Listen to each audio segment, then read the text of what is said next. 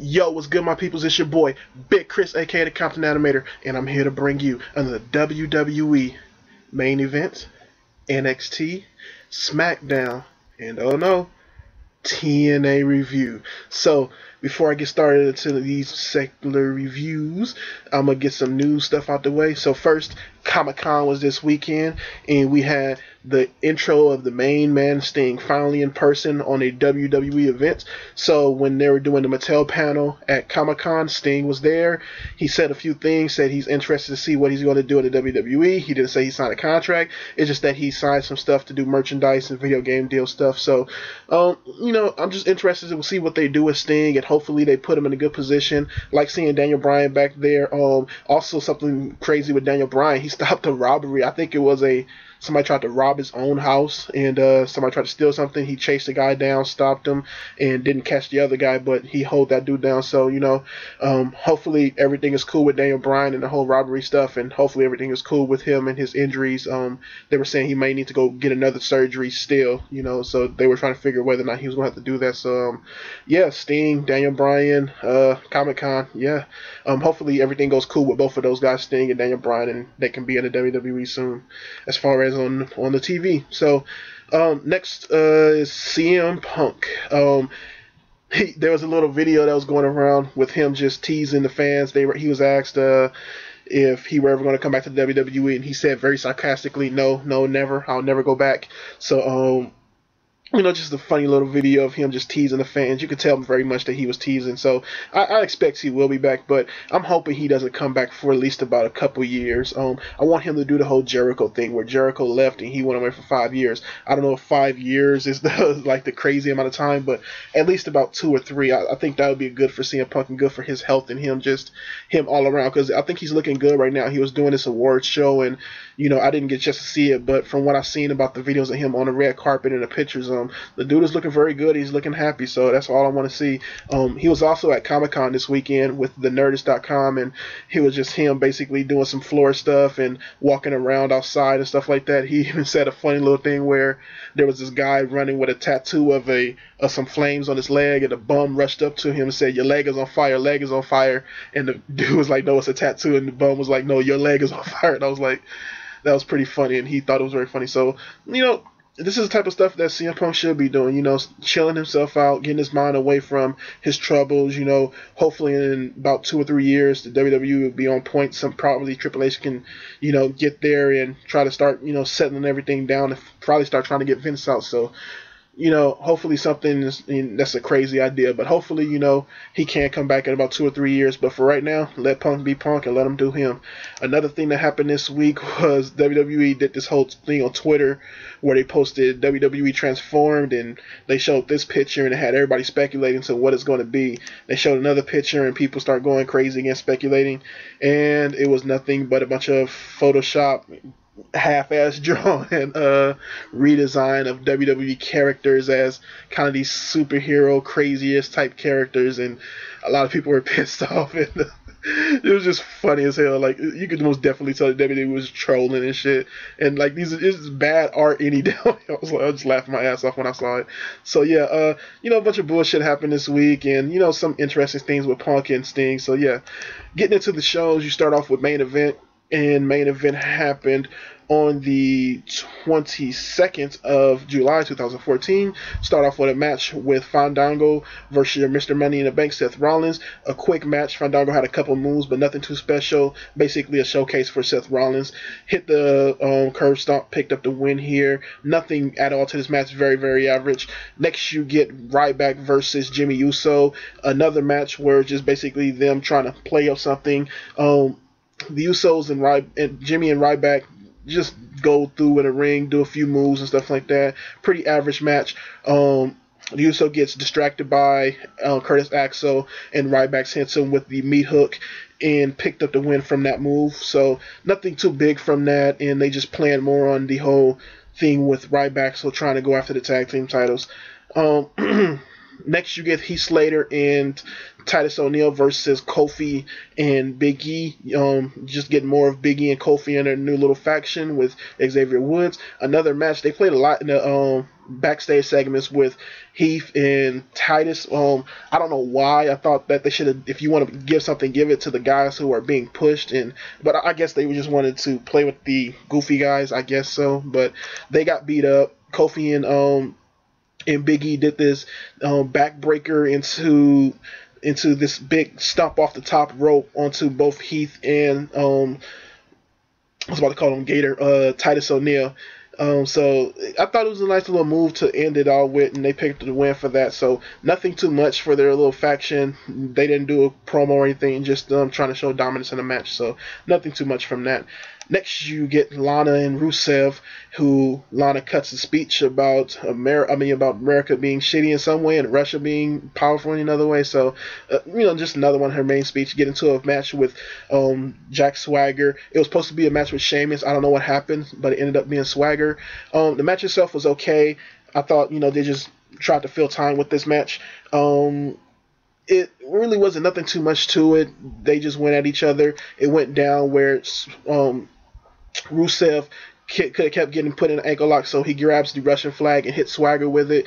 Then you get Zeb, who takes the rat flag from Swagger, and Rusev ends up getting a kick to the face. And they stand outside, waving flags at each other, and continue on the story. So I'm happy that they're not ending the story between these two guys. Hopefully they do push it out at least to the SummerSlam pay-per-view. That way we can get, the final battle between these two, whether it probably just be a flag or a pole match or some shit like that. I don't know. So after that, you go into your WWE NXT review, which happened on the 24th of July 2014. And you start off with the Ascension versus some local talent. They didn't say a name, they just said local talent. I actually like this match. It really did play up to the Ascension just hunting these guys. They even surrounded them on the outside and was just playing where they just, the guys couldn't get away from the Ascension. They did the whole yah things and stuff like that. It was one little silly moment where Conor O'Brien started doing this little swaving thing with his sides and stuff like that, with his shoulders and thing. I'm like, what the fuck are you doing? But I thought this match was okay for a squash match. Just them showing more dominance and stuff like that. They picked up the win from this, so nothing too special from it.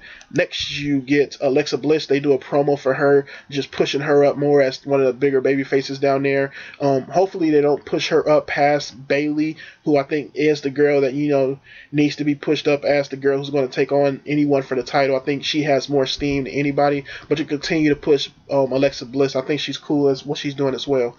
So they just did a promo package, her just talking about herself and showing more who she is. So next you get Tyler Breeze who comes out. They talk about his hand injury, and he's going versus Mojo Rawley. He does a Irish whip. Tyler Breeze hits the beauty shot. End of the match. 2 seconds. I don't know what to say. Tyler Breeze won, and Mojo Rawley looked like he just got squashed. So I really can care less about Mojo Rawley. His moveset was horrible. He really didn't have any real charisma in the ring besides his entrance and the little hype stuff. And he just really wasn't nothing to me. So, it's whatever. I can care less. So, next you get your Divas match, which was your Divas match for the NXT Divas title, which was Charlotte versus Summer Rae. And I thought these girls went out and put on an okay match here. I thought their match was pretty, chill for itself. Now, where it came problem at was that the crowd wasn't into this match at all. When I say at all, I mean at all. They even started to do the wave at one point, and when you see a crowd do the wave, they're not in a wrestling match at all. I thought the girls did an okay job. You supposed to definitely have Charlotte, who started playing up to a little bit of Ric Flair stuff. I wish she would have did it a little bit more. And you had Summer Rae, who most definitely played up the heelish factor and, doing a screaming thing. When it came out of commercials, she started screaming, know my face and stuff like that, where she was getting her face put on in this move. But I thought it was an okay match for them. You get Charlotte, who hits the bow down to the queen for the win here and beats Summer Rae clean. So I think they just pushed it to the end because, it just really didn't do anything for them at all. I'm happy the girls did go out there and put on a nice little match, and, it wasn't really crazy anything, but they went out there and worked. Also, I thought the booking to this match was not really that great because you had got two heels going against each other. So another thing, the crowd doesn't know who to cheer for. And also another reason why I think the crowd was tired, because I heard that this was the last night of taping for this set of tapings. I think they do 4 shows in one night, which is basically a 4-hour show, and each hour is a show. each hour is an episode of NXT. So I think this was the last hour, and they just didn't really caring about this match at all, especially two heels going against each other. So just a lot of things going against this match, and I thought it was an okay match for what it was. So next you get the Vaudevillains, who come out with that really good entrance versus Kalisto and his tag team partner Sin Cara. And these two teams, I thought, pulled on a pretty nice match. The crowd was most definitely behind Vaudevillains at the beginning, but I thought the guys in Lucha, which I'm going to call them Lucha because that's what they do, the whole Lucha thing. I thought they actually went out there and they had fun. They showed that, they had a different style of luchador wrestling. You even had Sin Cara change up his style and start playing more to the whole bigger, kind of more stronger luchador style. You have the Vaudevillains who still came in and did their moveset and really did, try to look as the strong man or the fast man, into this match. And I thought that worked very well here. And you just had Kalisto, who just went ham and just fucking no hand spring off the rope, which looked crazy. They did another move where he Sin Cara dropped him onto another guy, onto one of the Vaudevillains, which looked really good. And also just this deadlift, one arm dead power bomb that Sin Cara or Hunico, which it used to be Hunico's moveset, looked very good as well. And he even did a roll into this, which I thought was really nicely. So, several nice moves. It all goes down to where Sin Cara does the dive onto one of the Vaudevillains. I can't remember his name right now, but does the dive onto Aiden English, and then you get Kalisto in the ring, who does this backflip, kind of he grabs the head like it looks like the party foul, but he does a backflip, then hits a reverse DDT, which looked sick as hell. He kind of botched it by landing on his knees, but he still looked sick as hell doing it and picked up the win over Simon Gouch over that. So I thought this was a pretty fun match, and seeing these two luchadors go at it and just go against the Vaudevillains was really nice. So I thought it was a pretty fun match. The crowd got into it over time, and once the luchadors got in there, sorry about the noise, some crazy shit outside, car or whatever. Once these two luchas got it going, I thought it was really fun. And some people were claiming, why is Sin Cara down there? I think, getting these two guys together, especially with the fact that Rey Mysterio isn't on the main roster anymore for right now, and probably won't be at all because, he can barely wrestle as it is right now.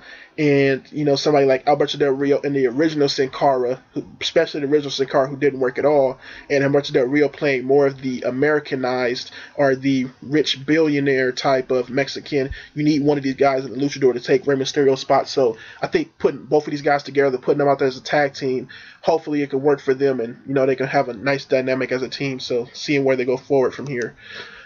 Next, you get your main event, which is Alexander Rusev versus Adrian Neville. And I thought these two guys had a pretty chill, strong man versus speedy guy, agilic and athletic guy match. And I thought they just went out there and, did their thing. You had Rusev who really did play the whole strong man guy and just throwing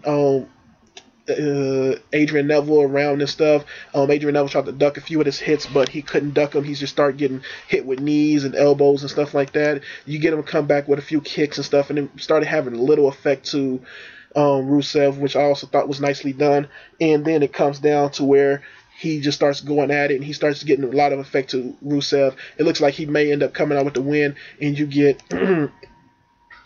Tyler Breeze, who comes out, attacks Sami Zayn, attacks Adrian Neville, and you end up getting a DQ. Then Rusev puts him in the accolade and basically end the show with that, with Rusev and Lana standing tall. So interesting way to end the show with the whole Tyler Breeze stuff, but I did like the match overall, and hopefully, they just end it with Rusev here and really don't have him push anything else. I would love to see just them push, if they do, just make it push more to the whole match between between Aiden English and Tyler Breeze. I don't really want to see too much else of Rusev because he still has to play himself on the main card. I'm not a big fan of guys from the main roster coming down to NXT and playing roles as down here, unless they're going to be down there for several weeks or something like that, like Tyson Kidd.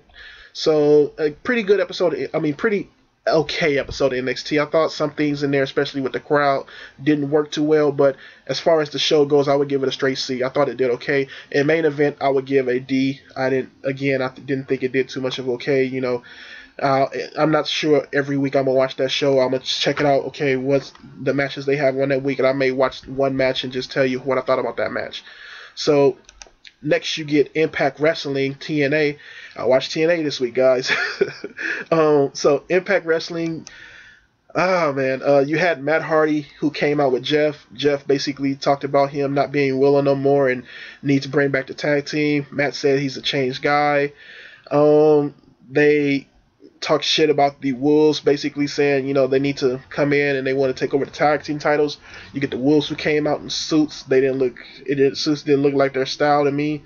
And this is I've been knowing what's going on with TNA because I've heard in podcasts about everything that's been happening each week. So I know the main storylines and stuff, but it is what it is. So yeah, as far as this whole segment with these guys go, it was pretty whatever to me. I really didn't care for it too much. It really just didn't pop for me in any certain way. So next thing you had was the Falls Count Anywhere match between Bobby Roode and MVP. Another match where I thought it looked okay on paper, but in execution it was just average. It ended with a very sloppily done sharpshooter by Bobby Roode on MVP. It had MVP cower the whole beginning of the match, saying he didn't want to fight it because he's on crutches, and we don't know is his leg is okay or not because he's still on crutches even after that. So I have no idea where they're going with the whole MVP injury stuff. As far as the match itself goes, it was an okay match, pretty average to me, but it was okay. The crowd was very much into it. My only problem is they didn't really do too much in the match. It was a bunch of, couple chair hits, couple hits with on the outside and throwing a beer at him and sharpshooter, and that was basically it. It really wasn't a really big Fall Count Anywhere match to me. So yeah. Another thing, you had Tara Terrell versus Gail Kim in their rubber match that they've been having a series of matches ever since last year. And it started off okay. Tara Terrell really didn't know, rather too well with the six-sided ring, so she was very uncomfortable in this match. But I thought Gail Kim was trying her best to get her back into the feeling of what they were doing, and they just really ended the match abruptly with the beautiful people coming down and hitting their finishers onto these two girls, and it really ended up to be a nothing. And this match was supposed to be for the TNA Knockouts title, so it ended up being a shitty match altogether and ended up being nothing at all. So I actually was interested in this match because I did see these two fights last year when I was watching TNA. So I seen these two have matches and I thought they were pretty good matches. So I was interested in seeing this match, but it looked like we had the beautiful people inject into this and it became nothing. Next you get the Great Muta, who fought one of the Bromats, beat him. And then you get Bobby Roode, James Storm, who came out, and I still have to get used to saying these guys' names in videos. James Storm, who came out, basically said Muta is not a legend, he's a nobody, spits beer in his face. And then you get his apprentice who tries to help out, it doesn't work. And then after that you get what's his name? Sonata, who comes out for the save from Muta. He turns on Muta, hits him with the chair, and then once that happens, he goes outside with James Storm. I didn't really like the segment at all. I didn't like the match between Muta and the bromance dude. I don't know his name. Muta can barely move. He's very old. You can most definitely tell. Before, I didn't know who he was as far as who he is. I knew he was from Japan and stuff like that, and I knew he was a great dude in Japan. But once I saw him here and they did a close up to his face, I was like, oh shit, this dude's old as hell. And seeing him walk down to the ring, it's not just a character. This dude is old as fuck, and he has like a body like Great Khali. You could tell it's like it'll break down on him if you do the wrong series of moves. So I thought Bobby Roode was really good here. Bobby Roode. I thought James Storm was really good here, and did a really nice promo here on the whole legend and stuff. I would have liked to see it play out as Sonata's protecting his mentor and Muta, and James Storm is saying, I don't care about you outsiders and what the fuck you're doing here. This is my built company. It built on my name, and I'm tired of y'all bullshit. So I don't really know the story that was playing up to this, but I didn't really care for it too much. So next you had Bobby Lashley and Austin Aries, who Austin Aries was taking the X Division title and cashing in on Option C, which is basically him getting a match at Destination X for the top TNA title. As far as this thing goes, I thought Austin Aries was very good here on the mic. MVP was very good here on the mic, and I thought it set up the match pretty nicely. And that's basically it. Nothing too much from it, just him giving it in and giving him the giving Kurt Angle the X Division title, saying I won the match, and saying that if he does win, he's going to have an option D where any X Division champion can face the top TNA champion all year round, and not just on Destination X. So a pretty interesting series of promo talks between these two guys, MVP and Austin Aries. I thought it was pretty chill. And finally, you have your street fight with the Dudley Boys and Tommy Dreamer versus EC3, Spud, and Rhino. I didn't like this match at all. It barely did any hardcore stuff. They had a lot of weapons out there, but they would just throw them in the ring and hitting each other with a few weapons and stuff. The bad guys looked very weak here. And then the end of the match goes where you have two guys in hoodies come out and attack the 3D and Tommy Dreamer, and it turns out to be Snitsky and Ezekiel Jackson. And I thought, if you're going to get anybody, really Snitsky and Ezekiel Jackson, those are the two wrestlers you get to surprise people to come out. I didn't like this at all, and they did the whole thing of the heels standing on top as the same thing that they did with every other heel faction, where they stand on top and they just stand in a line and just try to look menacing and stuff. I didn't like the segment at all. I had King Mo in it, and I thought King Mo looked okay there, but as far as everybody else, I didn't like this at all. As far as the show goes with TNA, it was pretty average to me. I'll check out next week for Destination X, but if I don't like Destination X, I'll stop watching again. So, and this will be on a bi-weekly basis as well. This is a lot of wrestling to watch, and I only watched TNA this week because I had time. So yeah, and I heard they've been having good shows, and this really wasn't that great. It was a pretty average show to me. So yeah, it was an okay, not okay, but average show, and yeah, I'll check out Destination X next week if I have time.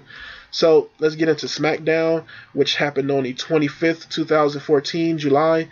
And it starts out with the Usos versus Ryback.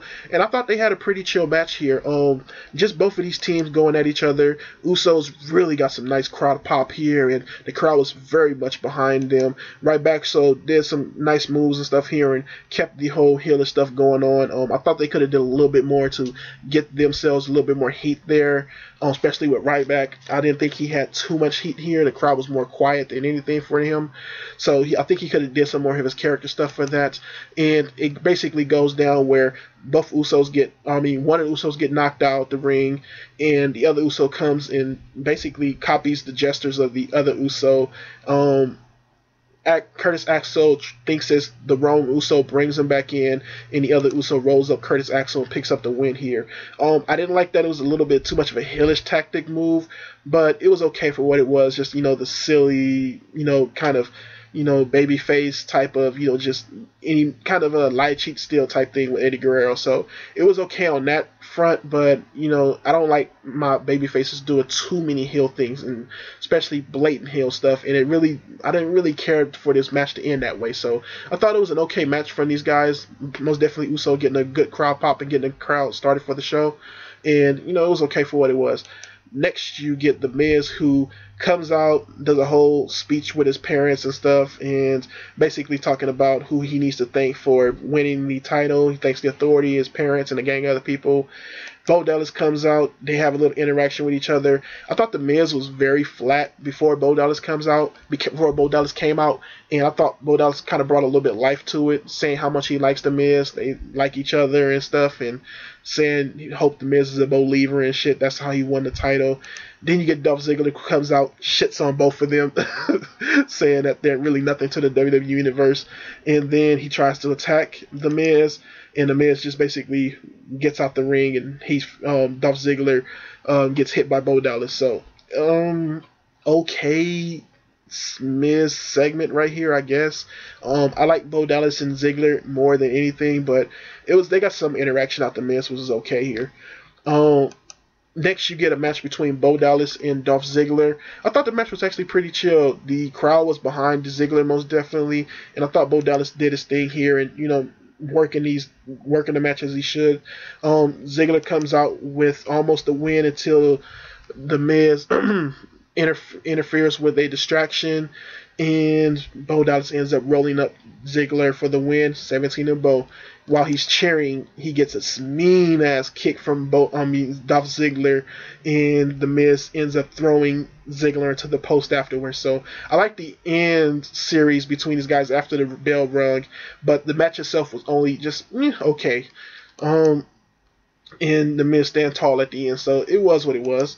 Next, you get a very nice hardcore match between Cesaro and Dean Ambrose. I thought these two really worked well in this hardcore match. Some of the highlights is most definitely Dolph Ziggler going through these two chairs, and one of the chairs just popping at the edge. It looked like a really mean spot for I hope I didn't call him Dolph Ziggler, for Dean Ambrose to take. So yeah, I really did like that. And then the other one where Cesaro goes through a chair on his own right, and chair just crumbled with Cesaro going through it, and I thought that was another nice spot.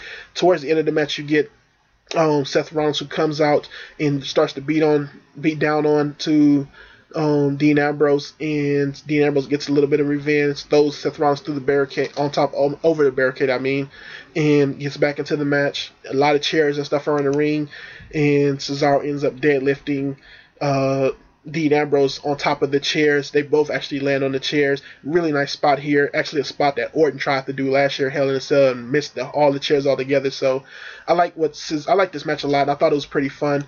And the end came when Cesaro tried to pick Dean Ambrose up, but Dean Ambrose ends up rolling him up, picking up the win. So an okay way to get a win, especially with a roll up. And I think all the matches so far have been roll up wins, so that was pretty funny to me. After the match, you get Seth Rollins and Cesaro, who basically beat down onto Dean Ambrose, hit him with the curve stomp, and they stand tall. So after that, you get Paige, who comes out, cuts a promo on her opponent, Naomi, basically saying she's still friends with AJ, still wants to be friends with Naomi, and basically playing the nice heel role here. I don't know why they just don't have her play tough heel, anti-diva girl right now. Whoever's writing this right now is just writing it very badly for all the divas right now, except for the Stephanie stuff. But most of the diva storylines are just being characterized very badly, and they're not just playing their characters right. It feels like they're not being themselves. Naomi still has on that dumbass taxi cab uniform, or her ring gear, or whatever you want to call it. It should just look stupid as hell to me. So their match itself really was nothing. Cameron came out for a distraction, and Naomi ended up getting put into the Rampage, which is a implanter DDT, and then put into the PTO, which is Paige's reverse Scorpion Deathlock, and a crosslock, I think that's what they call it. And as far as this match goes, I thought it was a very bad match. Really nothing to it.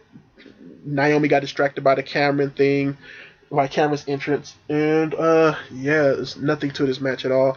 Cameron starts beating down on Naomi, pulls her tight a little bit too much. Half of Naomi's ass started showing. I'm not complaining about that, but it